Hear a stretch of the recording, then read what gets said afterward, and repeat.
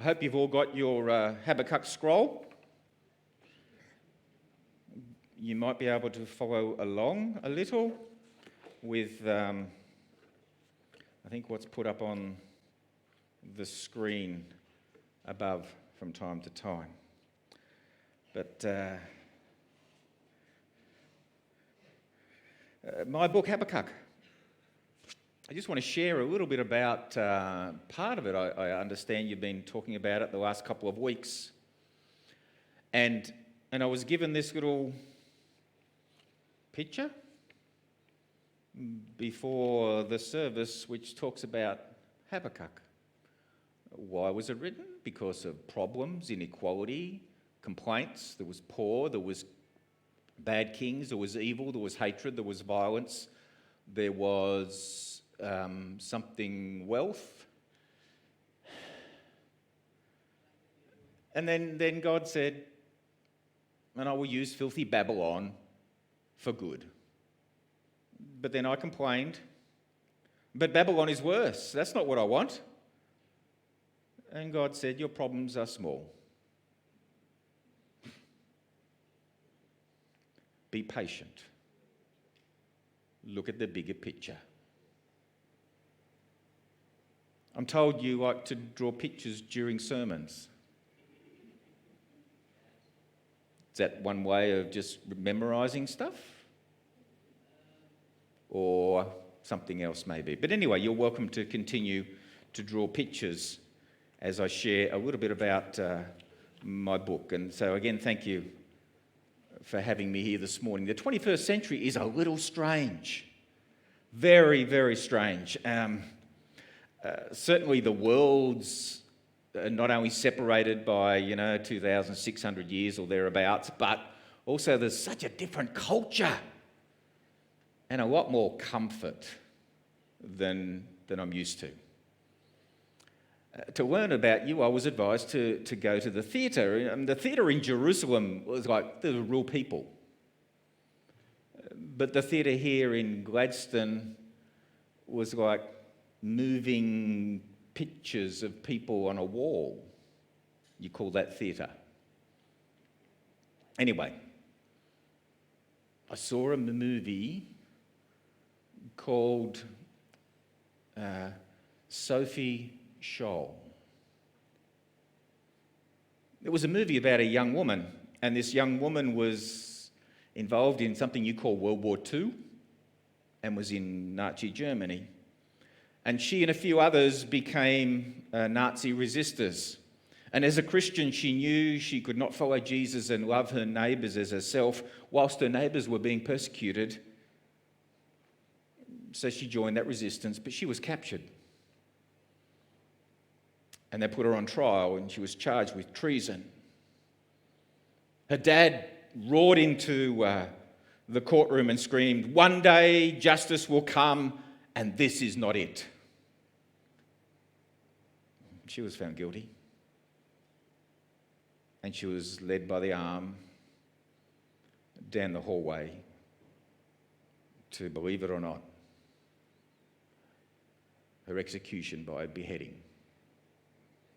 Here was a woman who lived and died by her faith. She knew faith never leaves you standing still, and she knew her Saviour was not dead but alive. And while justice may have not come that day for her, there would be a day that her father screamed about, a day her heart hungered that justice would come. And when that day would come, justice would come in full. And so I wrote about hope when it's hard. And I wrote about that hope of justice, which you have been reading about. And we see a bit of that in that passage for today in chapter 2. Now, here you've been spending the last couple of Sundays talking about the first bit. See, yeah, like the picture said, I complained to Yahweh and said, how long are you going to leave your people in a world of pain and sin and brokenness, where the wicked seem to flourish and the righteous seem to suffer? How long will you do nothing? And Yahweh said, I'm sending Babylon to destroy you and carry you off into exile. And you who remain in Jerusalem, you will see nothing but brokenness. But you are to live by faith in me. Well, Yahweh is a bit beyond comprehension. But in all things I know he is good. His heart is tender and his redemption is sure.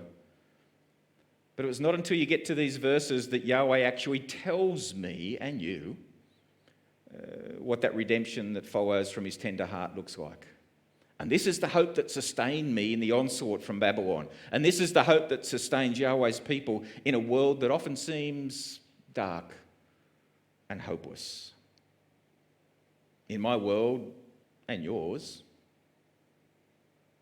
where the blood of innocent soak into the ground, where there's crying for justice but seemingly nobody hears. In this world where there's violence and abuse and brokenness is just widespread. In this world where families are torn apart and where cancer kills and injustice seems to reign in every corner of the world. Where the world seems just like more broken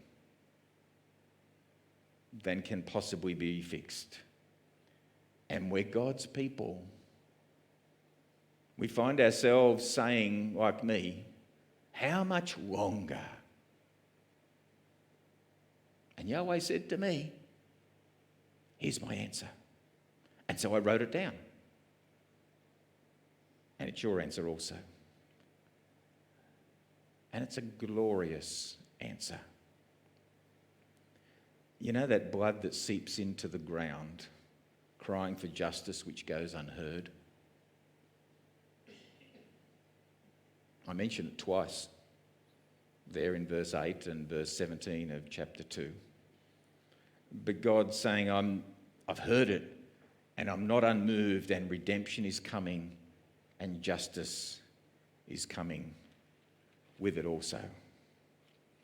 Yahweh told me 5 woes to write down. And each of these images is stacked on top of the other, giving me and you a picture of the redemption and the justice to come and what that means. See, the promises from Yahweh were not merely for me in the fall of Judah's Babylon, but they're promises for you also, and the fall of the Babylons of this broken world. And it's also a warning for those who trust in themselves, who think that because they have glory and power and might in this life, they are untouchable. Instead, there's a glorious hope coming, a king and a kingdom coming that will swallow the others whole. And when it comes, justice and hope come with it. And we see it beginning with the very first woe. You see there in your scroll in chapter 2, starting verse 6, 7 and 8. And I'm not used to technology in this century. Thank you, whoever did that. With those who plunder, they'll be plundered. Like you will pay for your exhorting others, or your exploiting others. The exploiting others, thank you. Yes, whoever wrote that was weird. See, Yahweh is looking into this world. And where people in their pursuit of wealth and gain, they think nothing of trampling others underfoot. And Yahweh is looking at Babylon, who plunder nations for their gain. And Yahweh is looking at the wicked of Judah, who are corrupting the courts, not because they want justice, because they seek gain for themselves. And Yahweh is looking at those businesses who plan and plunder and exploit through sweatshops the children and the poor, so that increase their profits and live in luxury. And Yahweh is looking at those payday loan lenders who set up shop and extract exorbitant interest they know people cannot pay, thinking they guarantee for themselves a perpetual flow of wealth whilst grinding families underneath their heels. Yahweh told me, I see it all. And they may think in this life they may go unseen and untouched. But Yahweh said, I'm coming, and the plunderer will be plundered. And those who oppress, I'm going to raise them up against you. And if you think you can make yourself secure for your wrong or with your wrong, we see in the next woe how that is not true.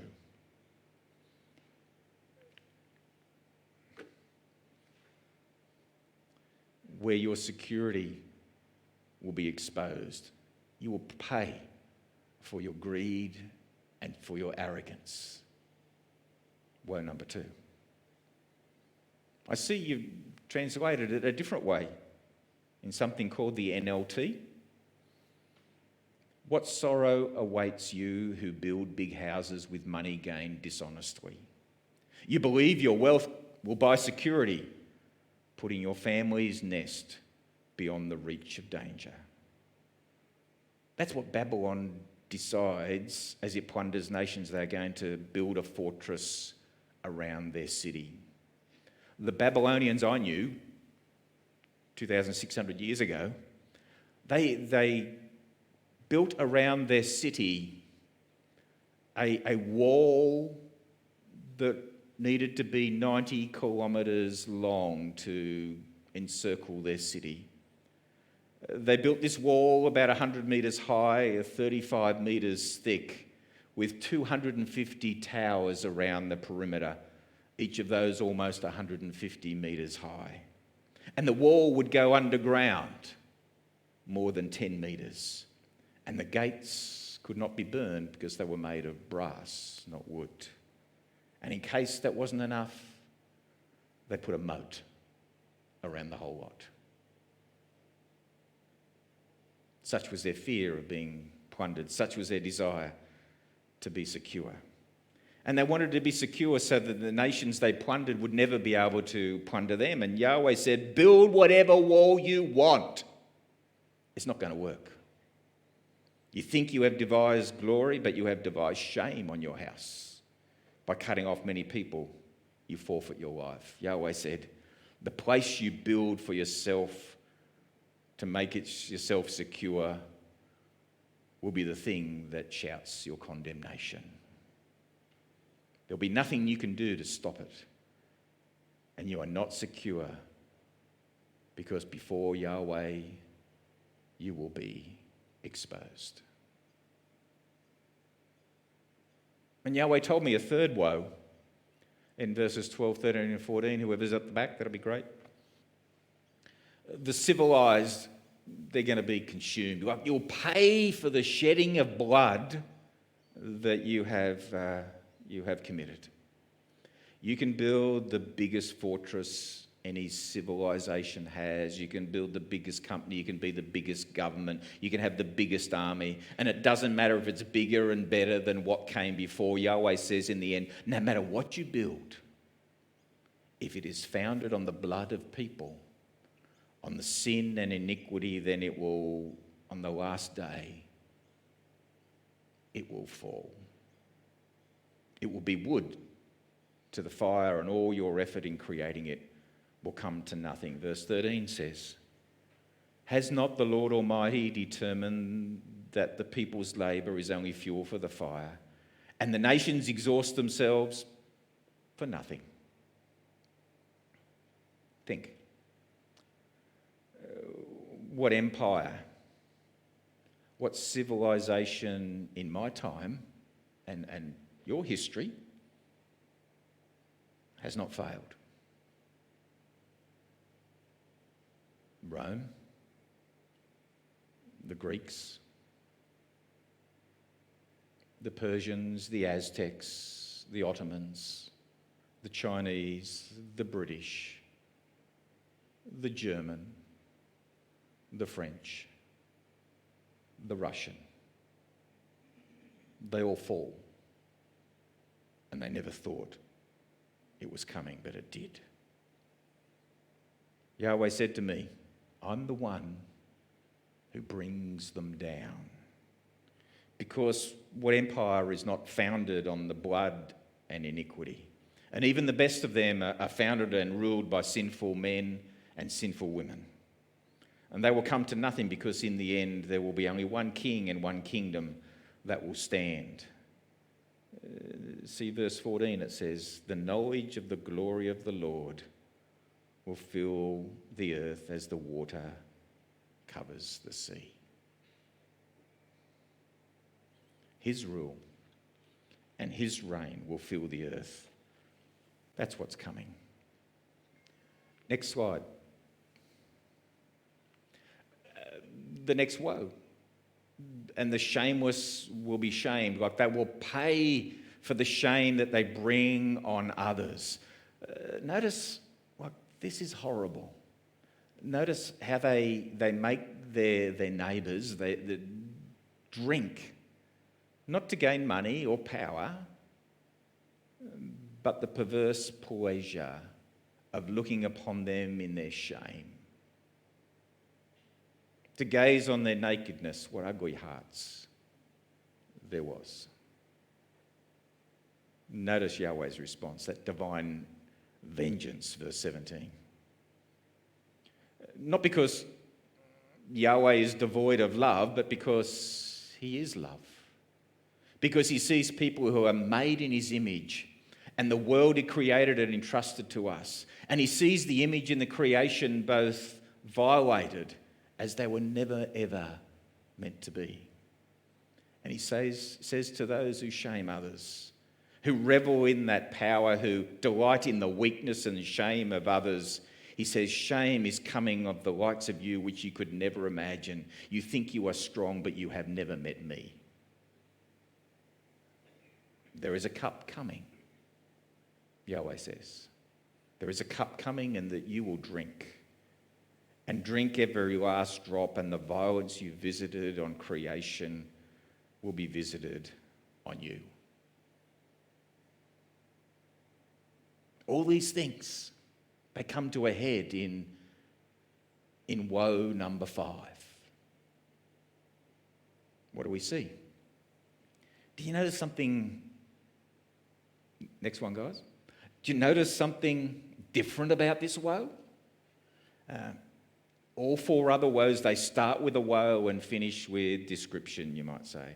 This one starts and finishes with description, and the woe's in the middle.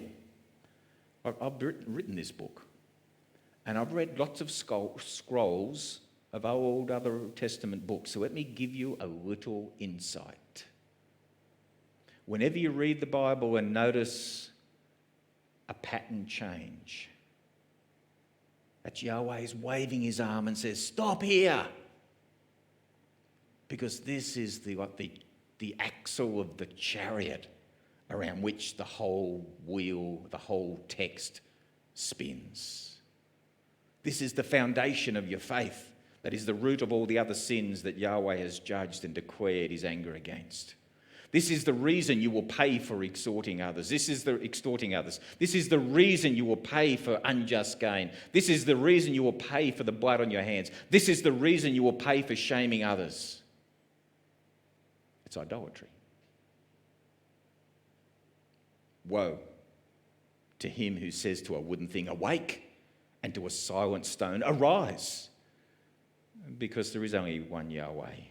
And he sits in heaven, and he sits on the heavenly throne, and no one can ever knock him off that seat. And there will be a day when the earth falls silent. And on that day he will either be your refuge, or he will be your judge. So these few words Yahweh spoke to me, I wrote down, and they should make us stop and think. What are we trusting in?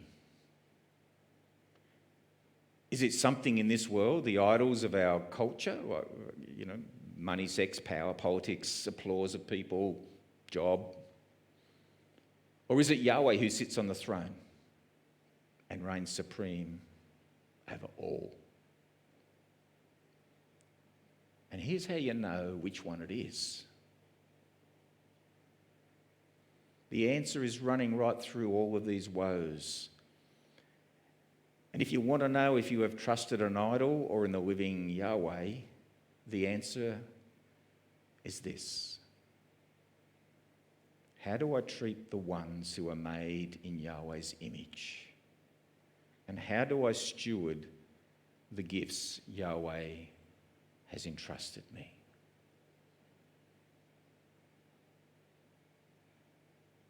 How do you treat people?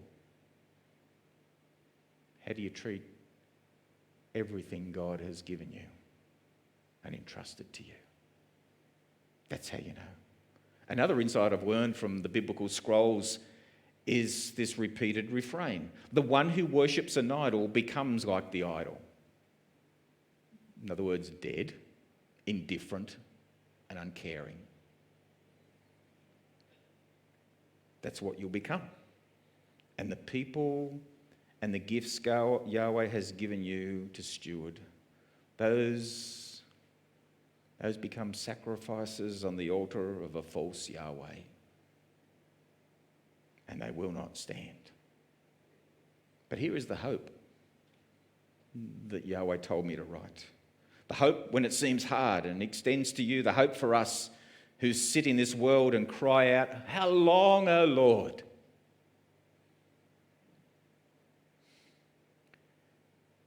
The hope is what Yahweh, who sits on the throne, says.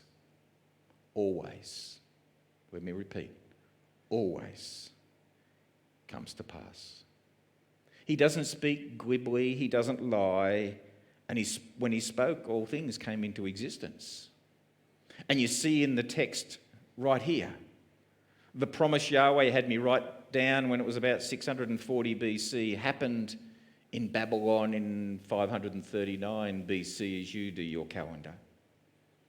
As Babylon came and conquered my land in 586 BC and carried many off into exile.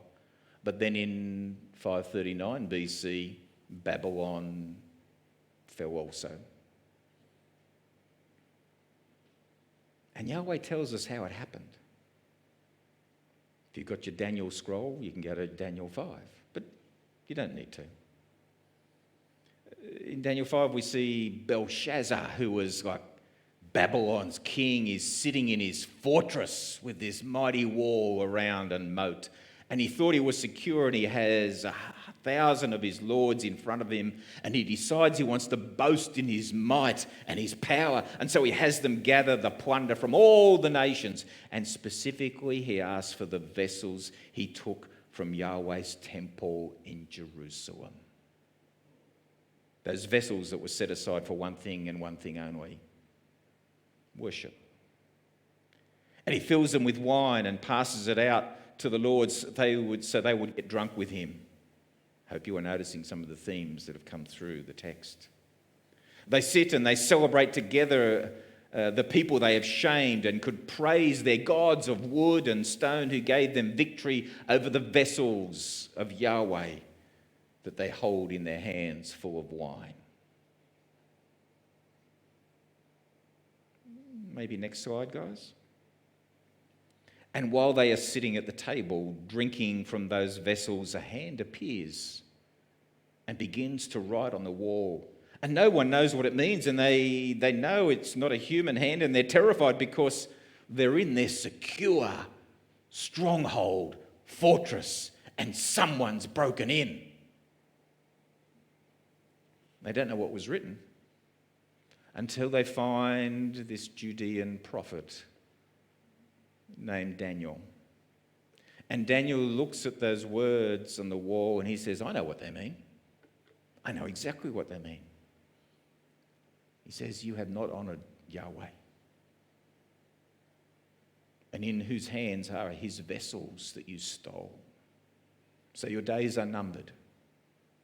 You have been weighed and you have been found wanting tonight. Your kingdom will end." And that very night, the Persian army poured into that city they thought was so secure. And they took down that stronghold, and Babylon speaks no more. before Yahweh, the one who sits in his heavenly temple, Babylon, falls silent. And what Yahweh spoke to me, Habakkuk, came to pass. And here is the hope that I have this morning, and not everything has yet happened. That verse we saw before, maybe the guys will put it up. The earth was not filled with the knowledge of the glory. It was filled with the knowledge of the glory of Yahweh as the water covers the sea. That hadn't yet happened. But we know God always keeps his promises. All the earth didn't fall silent, although Babylon certainly did. Why? Because we were waiting for someone. The one prophesied by Isaiah in his scroll in chapter 11, from the seed of Jesse in the line of David, the king who would come, whose breath would slay and destroy the wicked. And when he comes, Yahweh says, the knowledge of the glory of Yahweh will fill the earth as the water covers the sea.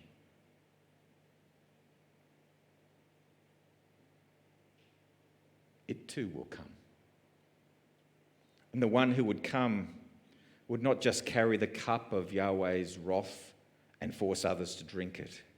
Is also the one who would come for the righteous and would instead drink the cup of wrath himself in their place for their sins, so that they would not fear this day but instead look forward to it in hope, even when hope seems hard. And the one who we see in your scroll of Revelation chapter 8, where the Lamb is slain for the sins of the world, who sits in the heavenly temple, and when he opens the final seal of Yahweh's judgment, it says, and all of heaven fell silent. Jesus is the King who has come and who is coming again. And Jesus' kingdom has come, and one day, it will come in full.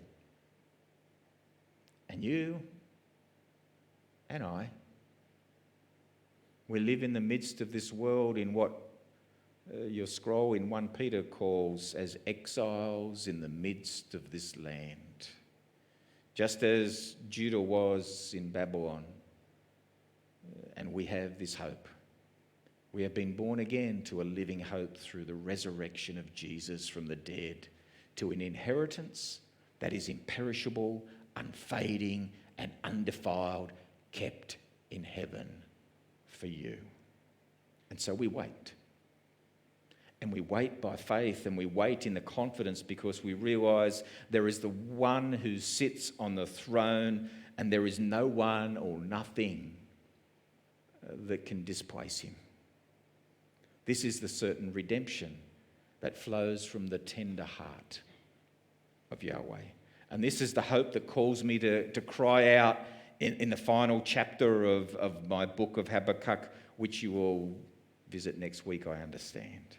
And this is the hope that sustained that Sophie Scholl as she was led down the hall to her beheading. And this is the hope you and I are offered in Jesus, because we have not trusted in idols of wood or stone, but we have trusted in the living Yahweh. We have trusted in the one who sits on the throne, before whom all of earth will fall silent. And his name is Jesus. And we say, among the saints of all time, come quickly, Lord Jesus. But it is well with my soul. Father, thank you, dear Lord, for these beautiful people